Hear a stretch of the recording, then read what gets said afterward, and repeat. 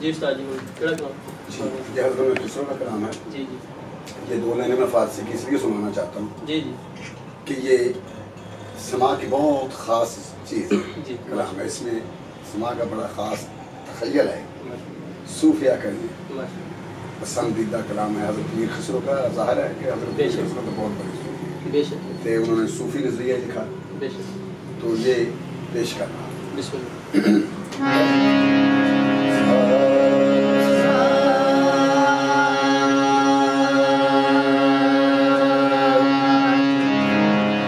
اسراکی میں آروہی امروہی ہے، جانا آنا. موسیقی کی زبان میں اس کو کہتے ہیں آروہی امروہی، اتراؤ چڑھاؤ جانا. تو یہ آنے والے وہ جو طفل مکتب بچے ہیں ان کے بھی کام آنے والی چیزیں ہیں. یہ شہانے کا جو آنا جانا ہے. باقی اس راگ کی جو نقش ہے نا وہ چال کے ساتھ بنتا ہے.